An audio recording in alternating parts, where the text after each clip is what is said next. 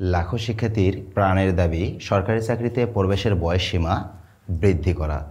তবে অনেকেই বেশ কিছুদিন ধরেই প্রশ্ন করতেছিলেন যে স্যার, সরকারি চাকরিতে প্রবেশের যে বয়সসীমা রয়েছে সেটা বৃদ্ধি সম্পর্কে আপনার কি মতামত, আপনি একটু জানান। দেখুন, এছাড়াও আরও অনেকগুলো সরকারি চাকরি সম্পর্কে অর্থাৎ বয়স বৃদ্ধি সম্পর্কে প্রশ্ন করেছেন আপনারা। আজকের এই ভিডিওতে সরকারি চাকরির বয়স বৃদ্ধি সম্পর্কিত যে আপডেট বা যে বিষয়গুলো রয়েছে সবগুলো বিষয় সম্পর্কে আপনাদেরকে একটা ক্লিয়ার ধারণা দেওয়ার চেষ্টা করব। তার জন্য অবশ্যই আপনাদেরকে এই ভিডিওটি পুরোটা শেষ পর্যন্ত দেখতে হবে। প্রথমত যে বিষয়টা আসি সেটা হচ্ছে কিছু সমন্বয়ক একখানে হয়ে সরকারি চাকরিতে বয়সসীমা বৃদ্ধির লক্ষ্যে শান্তিপূর্ণ মানববন্ধন করে। আপনারা জানেন অনেক শিক্ষার্থী সেই স্থানে উপস্থিত হয়েছিল। আর এই শান্তিপূর্ণ মানববন্ধন করার পিছনে তাদের যে যুক্তি ছিল সেটি হচ্ছে, অনেকেই এমন রয়েছে যারা অনার্স বা মাস্টার্স পাশ করার পরে যে সময়টা পায় চাকরিতে প্রবেশে, সেই সময়টার মধ্যেই তারা প্রস্তুতি নিতে পারে না। হয়তোবা কেউ কেউ এমনও রয়েছে যে ইয়ার গ্যাপের কারণে 2 থেকে 3 বছর সময় পেয়ে থাকে। তার মানে একজন স্টুডেন্টকে 2 থেকে 3 বছর যদি সময় দেওয়া হয় শুধু সরকারি চাকরির প্রস্তুতি নেওয়ার ক্ষেত্রে, এটা সব স্টুডেন্টদের ক্ষেত্রে আসলে একই রকমভাবে কাজ করবে না। যার কারণে তারা চিন্তা করছে যে চাকরিতে প্রবেশের যদি বয়সসীমাটা একটু বৃদ্ধি করা যায় তাহলে সকল ভালো এবং মেধাবী স্টুডেন্টদের জন্য এটি আরও বেশি সুবিধা হইতো। যার কারণে তারা বলছে যে সরকারি চাকরিতে প্রবেশের বয়সসীমা 35 করা হোক। এই 35 করার দাবিতেই তারা শান্তিপূর্ণ মানববন্ধন করেছে। এখন তাদেরকে কিন্তু একটা আশ্বাস দেওয়া হয়েছে যে আপনাদের এই বিষয়টা নেই আমরা ভাবতেছি, অর্থাৎ সরকারের উপদেষ্টা মহোদয় থেকে তাদেরকে আশ্বাস দেওয়া হয়েছে যে আমরা এই বিষয়টা নিয়ে কাজ করতেছি, আপনারা একটু চুপ থাকুন। অর্থাৎ বর্তমান যে পরিস্থিতি, এই পরিস্থিতিতে যে কোনো দাবি নিয়ে আন্দোলন করা যাবে না। আন্দোলন না করে শিক্ষার্থীদের যে যৌক্তিক দাবিগুলো রয়েছে সেই দাবিগুলো লিখিত আকারে তাদের কাছে পৌঁছে দেওয়ার জন্য। তো চাকরিতে প্রবেশের বয়সসীমা বৃদ্ধির যারা সমন্বয়ক রয়েছে তারা তাদের মতামত লিখিত আকারে উপদেষ্টা মহোদয়ের কাছে পৌঁছে দিয়েছে। এখন বিষয় হচ্ছে এই যে 35 বছর, এই 35 বছর কি করা হবে?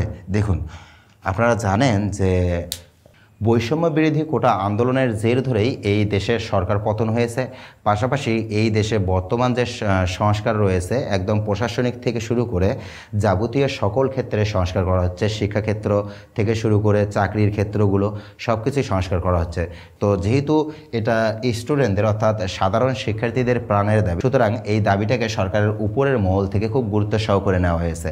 এখন কথা হচ্ছে, অনেকেই আমাকে প্রশ্ন করেছেন যে আসলে 40 কি করা হবে। দেখুন, 40 করা হবে না, এ কারণেই 40 তো দাবিতেই ছিল না এক। দ্বিতীয় বিষয় হচ্ছে 40 যদি করে একজন স্টুডেন্ট যে লেখাপড়া করে তারপরে আবার সে কী করবে, সরকারি চাকরির জন্য প্রস্তুতি নেবে। প্রস্তুতি নিতে নিতে যদি তার 40 বছর সময় লেগে যায়, 40 বছর পর যদি সে চাকরি কোনো কারণে না পেয়ে যায় সরকারি চাকরি, তাহলে সে বেকার হয়ে যাবে। দেখুন, একজন স্টুডেন্ট যখন, স্বাভাবিক স্টুডেন্ট যখন 40 বছর পর্যন্ত বেকার অবস্থায় একটা দেশে থাকবে, তখন সেই দেশের উন্নয়ন বা উন্নতি কিন্তু খুব একটা অগ্রগতির দিকে যাবে না। সুতরাং এটা 40 কোনো ক্রমেই যুক্তিসঙ্গত নয়, এটা 35ই যুক্তিসঙ্গত। কিন্তু 35 কি করা হবে না, এই বিষয়টাও আপনাদের মাথায় রাখতে হবে। 35 কিন্তু করা হচ্ছে না। 35 করা হবে না কেন? কারণ হচ্ছে আপনারা যে দাবিটা তুলেছেন সেই দাবিটা আপনাদের দৃষ্টিকোণ থেকে যৌক্তিক হলেও এটা কিন্তু সরকারের ঊর্ধ্বতন মহলের দৃষ্টিতে কিন্তু অতটাও যৌক্তিক নয়। দেখুন, আপনারা যারা এই ভিডিওটা দেখছেন, আমি জানি যে আপনারা হয়তো আমার সাথে এই কথা দ্বিমত হতে পারেন, তবে এই বিষয়টা অবশ্যই আপনাদের মাথায় রাখতে হবে। যদি যে পরিমাণে চাকরির প্রবেশের বয়সসীমা যত বেশি পরিমাণে বৃদ্ধি করবে, তত বেশি পরিমাণে বেকার মানুষের সংখ্যা বেশি দিন পর্যন্ত বেকার থাকার সম্ভাবনা সৃষ্টি হবে। একটা বিষয় মাথায় রাখবেন, আমাদের দেশে কিন্তু কর্মমুখী শিক্ষার কিন্তু বিশাল একটা অভাব রয়েছে। যে একজন শিক্ষার্থী সে লেখাপড়া শেষ করে কোনো চাকরি না পেলে সে কোনো একটা সেক্টরে হুট করে ঢুকে গেল এবং সেখানে সে কর্মমুখী শিক্ষার মাধ্যমে সে তার শিক্ষা জীবনের জ্ঞানটাকে কাজে লাগিয়ে নিজে নিজে উদ্যোক্তা হতে পারলো। এরকম যে সেক্টরগুলো রয়েছে এই সেক্টরগুলো কিন্তু খুবই যৎসামান্য এবং এই সেক্টরগুলোতে সফল হওয়ার সম্ভাবনাও কিন্তু খুবই ক্ষীণ। সুতরাং একজন স্টুডেন্ট 35 বছর পর্যন্ত বেকার থাক বা চাকরির পিছনেই শুধুমাত্র ছুটুক, এটা কিন্তু সরকারের ঊর্ধ্বতন মহল থেকে চাবে না এক। দ্বিতীয় বিষয় হচ্ছে 30-এর পর সরাসরি 35, এটা 5 বছরের একটা কিন্তু ইনক্রিমেন্ট, অর্থাৎ 5 বছর যখন এখানে যুক্ত হচ্ছে, এটা কিন্তু হিউজ পরিমাণ একটা সময়। একবারই এই পরিমাণ সময়টা তারা দিতে চাবে না বা দিতে চাচ্ছে না, এটাই হচ্ছে আসল বিষয়।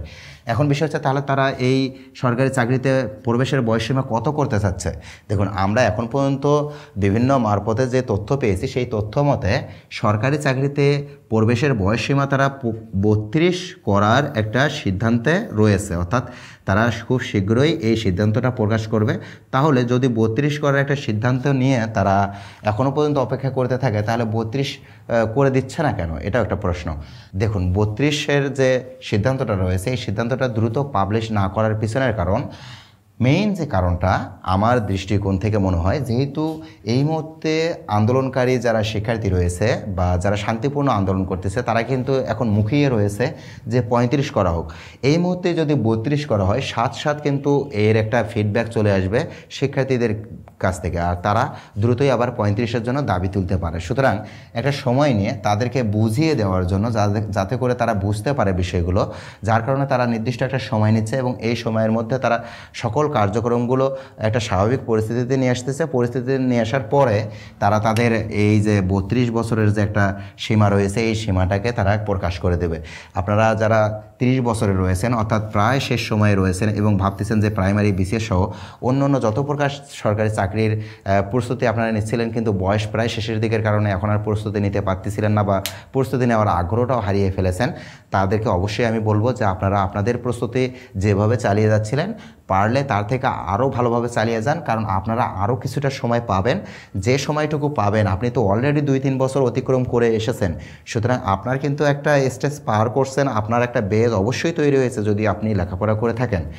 আর যেহেতু আপনার একটা বেজ তৈরি হয়েছে, সুতরাং 3 বছর বা 4 বছর অনার্স করার পর যে সময়টা আপনি পেয়েছেন এই 30 বছরের আশেপাশে আসার মধ্য থেকে, আর যদি 2টা বছর আপনি পেয়ে যান, তাহলে কিন্তু আপনার কিন্তু ভালো একটা চাকরি হওয়ার সম্ভাবনা সৃষ্টি হতে পারে, যদি আপনি সঠিকভাবে প্রস্তুতি নিতে থাকেন। তাই বলবো যে আসলে আপনারা যারা প্রস্তুতি নিচ্ছেন সরকারি চাকরির জন্য, তারা আপনারা মনোযোগ দিয়ে একটু লেখাপড়া করতে থাকুন, আপনাদের প্রস্তুতি যথাযথ করার চেষ্টা করুন। আর সবচেয়ে বড় যে কথাটা হচ্ছে, সেটা আপনারা জানেন যে কোটা ব্যবস্থা কিন্তু এখন চেঞ্জ হয়েছে এবং 93% কিন্তু এখন মেধার ভিত্তিতে নিয়োগ দেওয়া হবে। বিশেষ করে এই ক্ষেত্রে মেয়েদের যে অংশগ্রহণ ছিল, সেই মেয়েদের অংশগ্রহণটা কিন্তু কিছুটা ক্ষেত্রে হলেও কমে যাবে, আর ছেলেদের অংশগ্রহণটা অনেক বেশি পরিমাণে বেড়ে যাবে। আর আপনারা জানেন যে সবচেয়ে বেশি পরিমাণ কম্পিটিশন কিন্তু ছেলেরাই করে থাকে, অর্থাৎ যে চাকরি প্রার্থী রয়েছে, চাকরি প্রার্থীর মধ্য থেকে ছেলেরাই সবচেয়ে বেশি পরিমাণ কম্পিটিশন করে থাকে একটা সিটের জন্য। সুতরাং যারা আপনারা প্রস্তুতি নিচ্ছেন, অবশ্যই বলবো, ছেলেদেরকে বলবো আপনারা আপনাদের প্রস্তুতি নিতে থাকুন, আরও বেশি পরিমাণে মেধাবী হওয়ার চেষ্টা করুন, আরও বেশি পরিমাণে প্রস্তুতি নিন, আরও বেশি পরিমাণে জ্ঞান অর্জন করার চেষ্টা করুন। যেহেতু এখন মেধার ভিত্তিতে নিয়োগ দেওয়া হবে, কোনো প্রকার কোটা, সেরকম কোনো কোটা নেই। পাশাপাশি এখন কিন্তু ওই পরিমাণ আর সিন্ডিকেট নেই যে চাকরিতে আপনার টাকা ছাড়া চাকরি হবে না, ওই পরিমাণ সিন্ডিকেটগুলো কিন্তু ভেঙে গিয়েছে। এখন নতুন করে যদি সিন্ডিকেট তৈরিও হয়, সে তৈরি হতে কিন্তু আরও কিছুটা সময় লাগবে। সেই সময়ের ভিতরেই আপনারা চেষ্টা করুন একটা চাকরিতে প্রবেশ করার জন্য। প্রত্যেকেই যদি প্রত্যেকের জায়গা থেকে এই ভালো সময়ের মধ্যে ভালো ভালো জায়গাগুলোতে আপনারা বসতে পারেন, বিসিএস থেকে শুরু করে প্রাইমারি, বিসিএস, হেলথ থেকে শুরু করে সকল সরকারি চাকরিতে, তাহলে আপনারাই আগামীর যে দেশটা রয়েছে সেই দেশটা গড়তে অনেকটা ভূমিকা পালন করবেন। পাশাপাশি যে এই যে সিন্ডিকেটগুলো রয়েছে, সেই সিন্ডিকেটগুলোকে আপনারা সেই জায়গাগুলোতে যাওয়ার পর সেই সিন্ডিকেটগুলো তৈরি করতে আর কখনোই দেবেন না। এরকম একটা মনোবল, এরকম একটা ইচ্ছাশক্তি থাকতে হবে, যে যে জায়গাতে থাকবেন সেই জায়গাতে থেকে স্বতঃস্ফূর্তভাবে লড়াই করে আপনাদেরকে সত্যের পথে থাকতে হবে। এই বিষয়টা আপনাদের মাথায় রাখতে হবে, তাহলে এরকম সিন্ডিকেট আর তৈরি হবে না। আর একটা বিষয় মেয়েদের ক্ষেত্রে না বললেই নয়, যে মেয়েদের ক্ষেত্রে যে প্রাইমারিতে 60% কোটা ছিল এবং অন্য অন্য সেক্টরও আলাদা করে কোটা ছিল, জেলা কোটা ছিল, বিভিন্ন ধরনের কোটা ছিল, সেই কোটাগুলো যেহেতু আর থাকতেছে না, সুতরাং মেয়েদের মধ্য থেকে যারা চাকরির জন্য প্রস্তুতি নিচ্ছে, আমি আবারও বলতেছি, মেয়েদের মধ্য থেকে যারা চাকরির জন্য প্রস্তুতি নিচ্ছিল এতদিন পর্যন্ত, তাদেরকে বলতেছি তারা অবশ্যই এখন গুরুত্ব সহকারে প্রতিটি সাবজেক্টের টপিক ভিত্তিক লেখাপড়া করবেন। দেখুন, এমসিকিউ পদ্ধতিতে বেশিরভাগ মেয়েরাই প্রস্তুতি নিয়ে থাকে এবং তারা সেখান থেকেই কম বেশি সফলতার কারণে, অর্থাৎ বিশেষ করে এই কোটা সিস্টেম থাকার কারণে তাদের সফলতার পরিমাণ একটু হারটা বেশি থাকে। কিন্তু এখন কিন্তু আপনাদের ছেলে মেয়ে উভয়ের সাথে একটা কম্পিটিশন করতে হবে। তো ছেলেদের সাথে কম্পিটিশন করবেন, অন্য অন্য মেয়েদের সাথেও কম্পিটিশন করবেন। এত কম্পিটিশন করতে গেলে অবশ্যই আপনার যে বেজ রয়েছে সেই বেজটা কিন্তু স্ট্রং করতে হবে। আপনি যদি বেজ তৈরি করতে চান, তাহলে অবশ্যই আপনাকে টপিক ভিত্তিক লেখাপড়া করতে হবে, এমসিকিউ ভিত্তিক নয়। টপিক ভিত্তিক ভিত্তিক লেখাপড়া করার পর সেই টপিকগুলোর একটা রিভিশন দেওয়ার জন্য আপনারা এমসিকিউকে আপনারা টাচ দিতে পারেন। কিন্তু আপনি এমসিকিউ দিয়েই প্রস্তুতি নিচ্ছেন এবং সেই প্রস্তুতি দিয়ে আপনি একটা সরকারি চাকরিতে পরীক্ষা দিতে যাচ্ছেন, এরকম করে কিন্তু আসলেও সরকারি চাকরি এখন বর্তমান সিচুয়েশনে অন্তত পাওয়া সম্ভব হবে না বলে আমি বিশ্বাস করি। আপনারা কি মনে করেন অবশ্যই কমেন্টে জানাতে ভুলবেন না। ভিডিওতে যদি নতুন হয়ে থাকেন তাহলে অবশ্যই এই চ্যানেলটিকে সাবস্ক্রাইব করে পাশে থাকা বেল আইকনটি বাজিয়ে দেবেন। যে কোনো ধরনের মতামত থাকলে, যে কোনো ধরনের প্রশ্ন থাকলে আমাদেরকে জানাতে পারেন। আমরা চেষ্টা করব আগামী ভিডিওতে সেই প্রশ্নগুলোর উত্তর দেওয়ার জন্য। আজকের মতো এখানেই বিদায় নিচ্ছি।